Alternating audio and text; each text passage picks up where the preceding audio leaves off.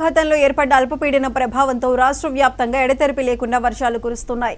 మరోవైపు రాగల 48 గంటల్లో మధ్య వాయవ్య బంగాళాఖాతంలో మరో అల్పపీడనం ఏర్పడుతుందని వాతావరణ శాఖ అంచనా వేస్తోంది. వీటి ప్రభావంతో తెలుగు రాష్ట్రాల్లో పలుచోట్ల ఒక మోస్తారు నుంచి భారీ వర్షాలు కురిసే అవకాశం ఉందన్నారు. మరింత సమాచారాన్ని మా ప్రతినిధి కిరణ్ అందజేస్తారు. మధ్య బంగాళాఖాతంలో ఏర్పడినటువంటి అల్పపీడనం స్థిరంగా కొనసాగుతుంది. దీని ప్రభావంతో ఇప్పటికే తెలుగు రాష్ట్రాల్లో ఆకాశం మేఘావృతం కావడంతో పాటు మరోవైపు పలు చోట్ల ఉరుములతో కూడిన వర్షపాతం నమోదవుతుంది.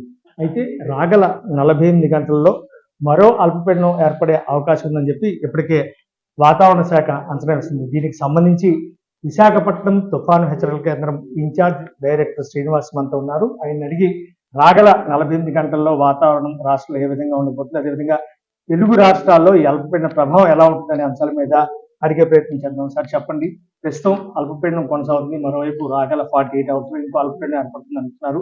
ప్రస్తుతానికి ఉన్నటువంటి అల్పపీడన ప్రభావం ఎలాగ ఉంటుంది, ఇది ఇంకా మరింత బలపడే అవకాశం ఏమైనా ఉందా?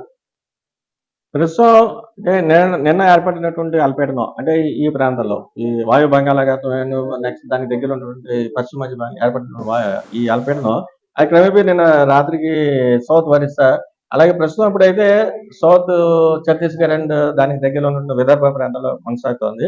అది దాని ప్రభావం మనకి ఇప్పుడు కొంచెం గ్రాడ్యువల్గా కొంచెం తగ్గేటువంటి ఛాన్సెస్ ఉన్నాయి, ఎందుకంటే మనకి దూరంగా వెళ్ళటం చేత. ఇప్పుడు గడిచిన నెక్స్ట్ కమింగ్ 24 అవర్స్ వరకు కూడా ఒక మోస్తరు తేలికపాటి వర్షాలు నుంచి మోస్తరు వర్షాలు ఉరుములతో కూడా జల్లు అక్కడక్కడ వచ్చే ఛాన్సెస్ ఉన్నాయని అయితే చెప్తున్నాం. అలాగే ఇప్పుడు వస్తున్నటువంటి monsoon active conditions and thermal conditions వీటన్నిటి దృష్ట్యా కూడా నెక్స్ట్ 19th జూలై దగ్గరలో ఈ ప్రాంతంలోనే అంటే west central Bay of Bengal and adjoining north west అంటే ఈ ప్రాంతంలో మరొక అల్పపీడనం ఏర్పడే ఛాన్సెస్ ఉన్నాయి. దీని దృష్ట్యా కూడా మనకి నెక్స్ట్ కమింగ్ 3 to 5 days వరకు కూడా మన కోస్తా తీరం వెంబడి ఉన్నటువంటి అన్ని జిల్లాల్లోనూ కూడా ఒక మాసం నుంచి భారీ వర్షాలు వచ్చేటువంటి ఛాన్సెస్ అయితే ఉన్నాయని మనం చెప్తున్నాం. ఇంకో పక్క ఉపరితల ఆవర్తనం కూడా కొనసాగుతున్న ప్రభావంతో ఇప్పటికి తెలంగాణలో పలు చోట్ల కూడా వర్షాలు పడుతున్నాయని అంటున్నారు. అది కరెక్టేనా? ఏంటి అసలు పరిస్థితి? ఇప్పుడు మన కోస్తా జిల్లాల వరకు అయితే మనకి దీని వర్షపాతం అయితే మనకి ఉంది, ప్రస్తుతం వరకు బాగానే ఉంది. Next coming up to 5 days వరకు కూడా మనం చెప్తున్నాం. నెక్స్ట్ దీని దృష్ట్యా కూడా దీని ఉపరితల ఆవర్తనాలు 7.6 kilometers వరకు హైట్ వరకు అలాగే ఉంటుంటాయి.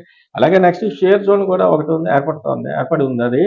అది కూడా మన ప్రాంతం మీదుగా it is line between 3.1 7.6 kilometers height లో అది షేర్ జోన్. వీటన్నిటి దృష్ట్యా కూడా నెక్స్ట్ కమింగ్ డేస్ లో మనకి వచ్చేటువంటి వాతావరణ పరిస్థితుల్లో మనకు అనుకూలంగా వచ్చే ఛాన్సెస్ అయితే ఉన్నాయి.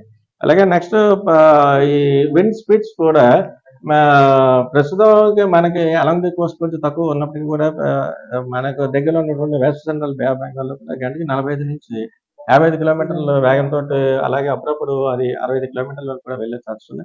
అయితే వీటన్నిటి దృష్ట్యా కూడా ఈ ఇప్పుడు నుండి మత్స్యకాలని కొంచెం అప్రమత్తంగా ఉండమని చెప్తున్నాం. తర్వాత టైం టు టైం అది ఫార్మేషన్ కి నెక్స్ట్ లో ప్రెషర్ ఫార్మేషన్ ముందు అప్పుడు నెక్స్ట్ ఎలా ఉంటుంది అన్నది కూడా మళ్ళీ చెప్తాం. అంటే రాగల 48 days ఏర్పడిన అల్పపీడనం వాయుగుండంగా మారే ఛాన్సెస్ ఏమైనా ఐఎండీ ఎక్స్పెక్ట్ చేస్తున్నాం సార్? ప్రస్తుతం వరకు దాని గురించి మనం చెప్పట్లేదు. ఏర్పడేటువంటి అల్పపీడనం గురించి మనం చెప్తాం, దాని ద్వారా వచ్చేటువంటి వర్షపాతం ఎలా ఉంటుంది దాని గురించి మనం చెప్తాం. రాగల 4-5 రోజుల్లో వర్షపాతం ఏ రకంగా ఉండే అవకాశం అయితే ఉంటుందంటే అది మోస్తరు నుంచి భారీ వర్షాల వరకు వచ్చేటది మన కోస్తా జిల్లాలో ఉంటుందని చెప్తున్నాం.